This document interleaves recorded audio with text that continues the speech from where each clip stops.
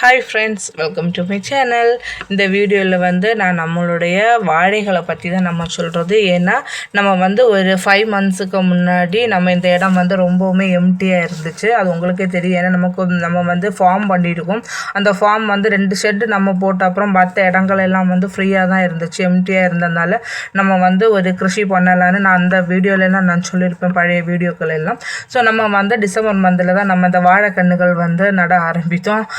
ஆனால் இது குண்டு பகுதியாகும். ஸோ இதிலெல்லாம் நம்ம நடும்போது எல்லாருக்குமே கொஞ்சம் ஒரு கேலியும் கிண்டலுமாக தான் இருந்துச்சு. ஏன்னா தண்ணிக்கு ரொம்பவே தண்ணி இம்பார்ட்டண்ட்டாக வேணும்.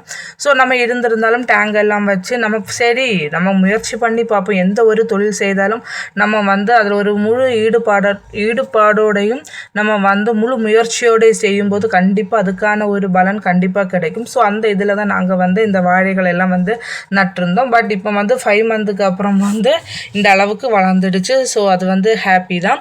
தென் இதில் பார்த்திங்கன்னா ரொம்பவுமே அமிதமான வளர்ச்சியாக இருந்துச்சு. ஸோ நம்ம கிருஷி டிபார்ட்மெண்ட்டில் இன்ஃபார்ம் பண்ணியிருந்தோம்.